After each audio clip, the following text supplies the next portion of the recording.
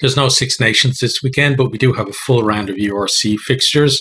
First of all, we're going to go through, there were a couple of games that happened last weekend during the Six Nations games, which were basically round 6 games that had been cancelled for Ulster and Glasgow away in South Africa due to both squads having bouts of illness. I think it was food poisoning or something like that when they're down there. So those rearranged fixtures happened.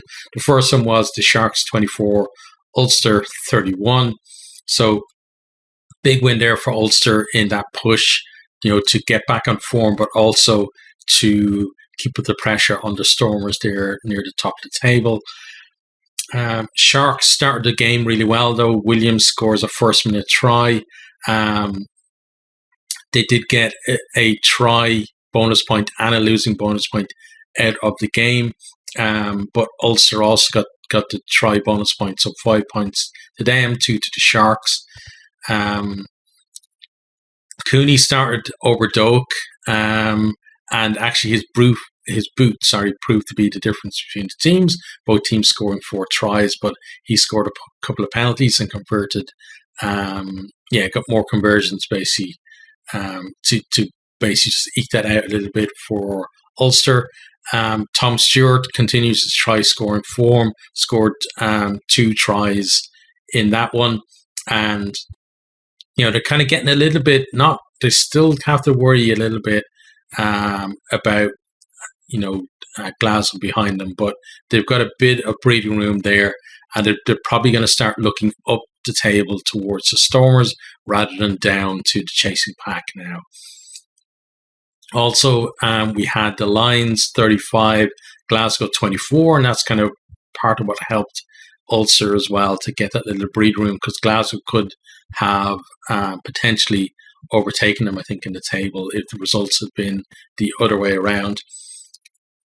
So the Lions, they had the 4 try bonus point before half time in the game, and then Dreyer got red carded in the 66th minute, but they didn't actually concede any points after that at all, and they added a penalty with about 5 minutes to go to actually stretch their lead out a little bit as well.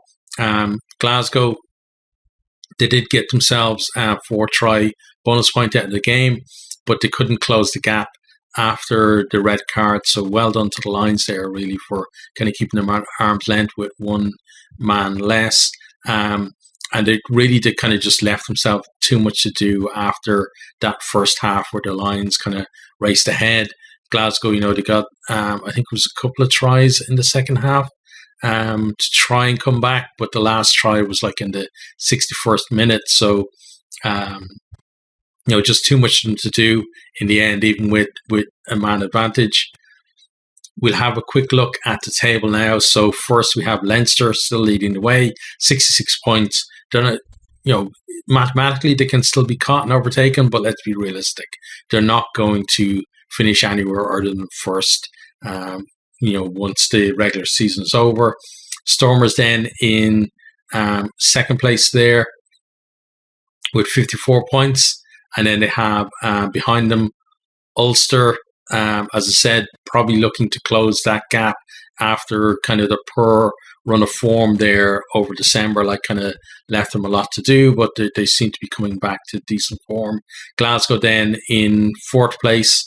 And then we have Munster in 5th on 42, Bulls in 6th on 41, Sharks there in 7th on 39. So the Bulls kind of, dropped away a bit. It used to be that we kind of had a top 4 of Leinster, Ulster, Stormers, and the Bulls, and then the rest. But now you can see that all these contenders really are coming good at the end of the season. We have Connacht there in 8th place, which is the last spot for knockouts. So they're the team at the moment with the target on their back. Cardiff in 9th on 34, Bennett on 10th on 34 as well, Edinburgh in 11th on 31, Lions 12th on 29, Ospreys in 13th, 29 as well, Scarlets in 14th, 27, then a bit of a gap down to Dragons in 15th on 18, and Zebre propping up the table as usual with 8 points. So on to this week's fixtures then. So on Friday night we have Glasgow versus Zebre. So this is 4th versus 16th. Glasgow, they've they lost last time out, but that was their first defeat since they lost against Leinster back in November. So they had been on an amazing run of wins before that, and I expect them to get back to winning ways in this one. Just a bit of kind of wider squad news. Tom Jordan has signed a new deal there as well for Glasgow. Zebre, they gave Connacht a bit of a scare last time out. Like Connacht raced ahead in that game. Then Zebre got to score back to 34-38. But then Connacht pulled away in the end. That happens a lot, I think, with Zebre at home, especially. Like they seem to have a purple patch where they get close and then they fall away in the end. But away from home, I don't expect them to get close to Glasgow at all. And they've had some really good performances this year, but they're running out of games to get that win, and I don't see it happening here for them really. On to then the other Friday night game. It's Munster versus Scarlet. So this is 5th versus 4th. Munster have, they've lost just one of their last 7 games. Scarlets have won the last 4 on the bounce, and that's actually, they have 5 wins this year, and those last 4, the other win was way back at the start of the season. For Munster then, RG Snyman, he's available again for selection. He's going to be on the bench for this one. Fekitoa and Frisk are continuing the midfield. Those guys really are clicking, and it really is a pity that that's going to break up at the end of the season. And then just that back row who seem to be on fire at the minute. O'Donoghue, Hodnett, and Coombs, they're all in great form. Carberry still, their 10 has definitely feels like he's playing with a point to prove, having been left out of the Ireland Six Nations team. Their last defeat for Munster was back in December against Leinster.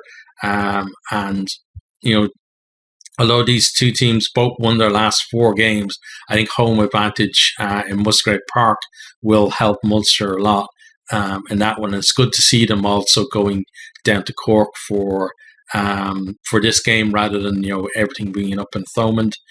For Scarlets then, Johnny McNichol, he's one of the form players at the moment in the league, and if they are to pull off a win here, he's probably going to be a big factor in that. Also, Johnny Williams, Josh MacLeod, and Tom Rogers are all available again for them. On to the next game then, into Saturday's games. You have a couple of South African derbies.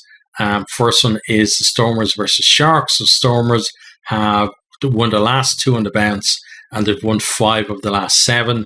The Sharks have won 4 of the last 7, but they've been on this run of like win-loss, win-loss, win-loss. So maybe it's their turn to win again. In this one, this is 2nd versus 7th.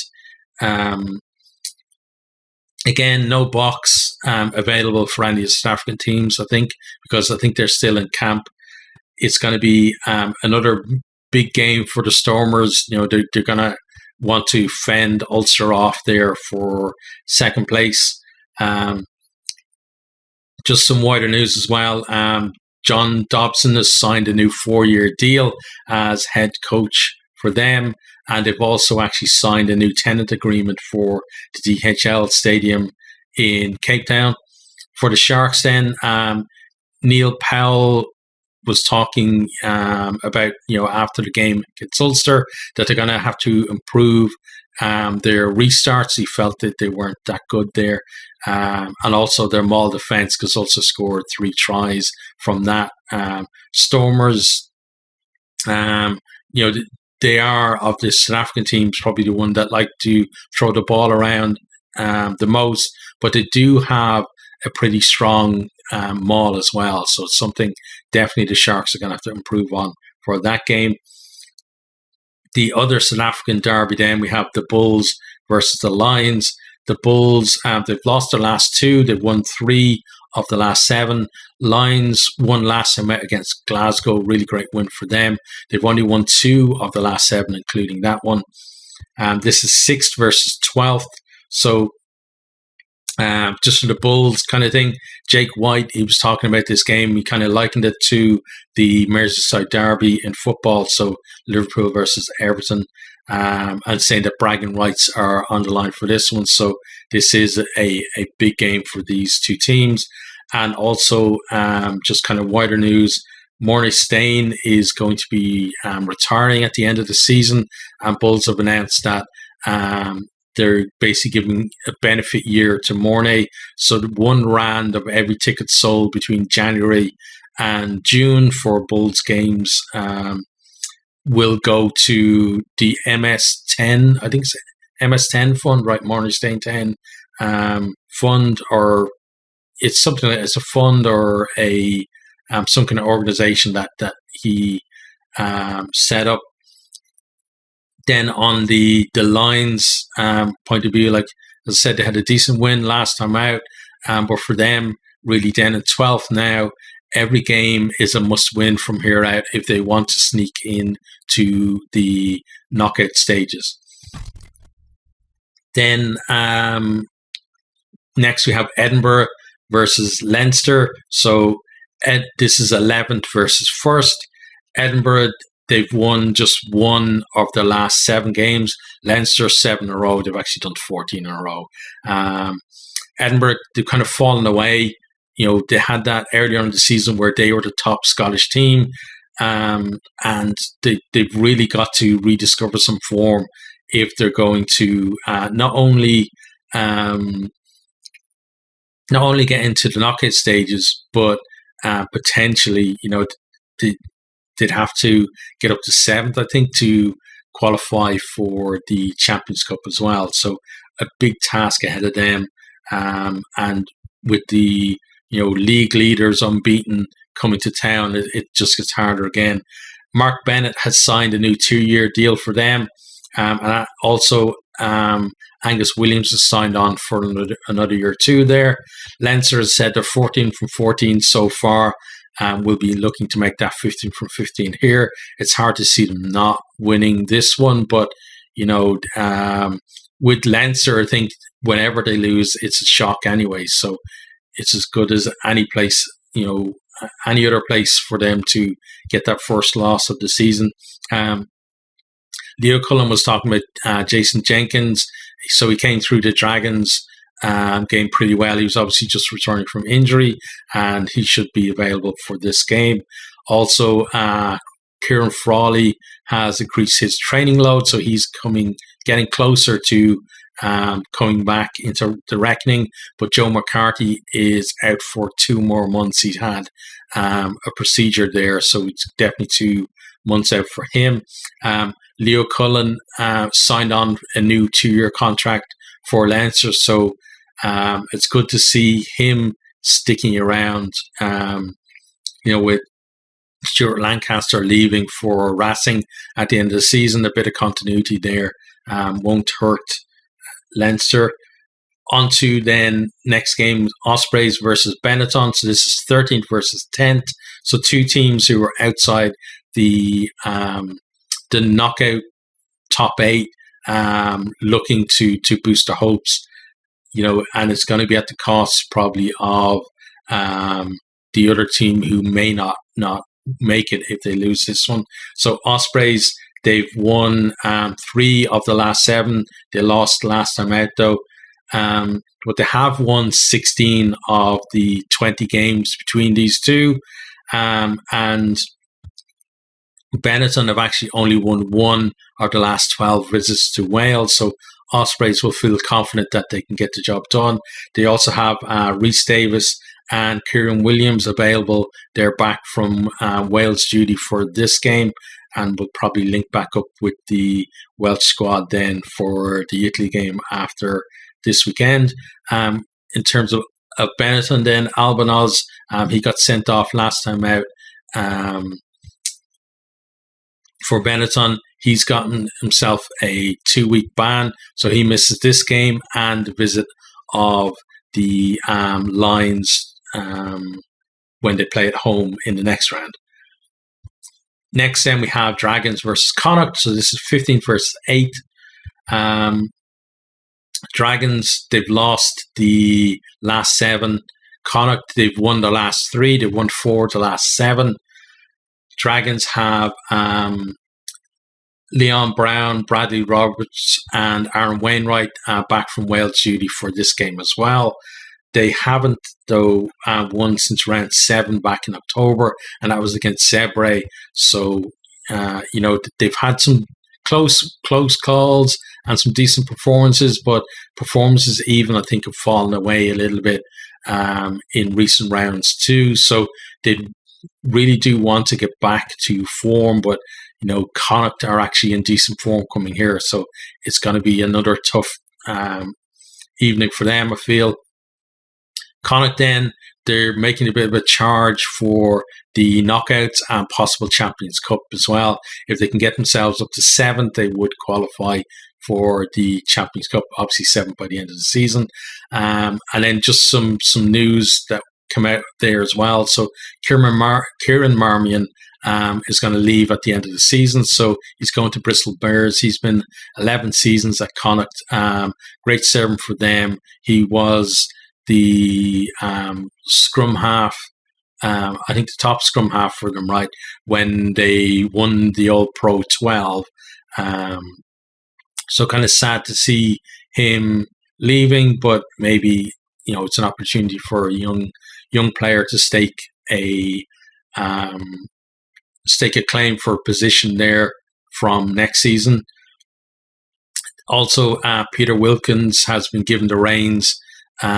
He's kind of been put in full charge, given Andy Friend is leaving at the end of the season. And also Colin Tucker, the contact and scrum coach, was signed a new 3-year contract there.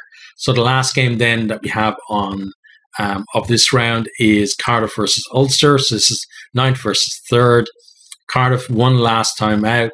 They won 3 of the last 7. Ulster won last time out as well. They've won 3 of the last 7 too. So both teams in kind of patchy form. Cardiff have Dylan Lewis, Rhys Kerr, and Teddy Williams, all available, having been released by Wales for this game. Obviously joining up again afterwards. Ulster then, John Andrew and Craig Gilroy are both going through return to play protocols, having suffered concussion against the Sharks. This is a big game for both teams. Like Ulster, as I said, they want to be looking up towards the Stormers. To do that, they've got to win this game. Cardiff, they're just outside the top 8 at the moment, so they've got to win this one as well to keep that pressure up, to be able to push their way back into the knockout places. So really exciting weekend of rugby ahead of us, and I will have reviews of certain games, and then we'll do a wrap up of the round as well towards the beginning of next week.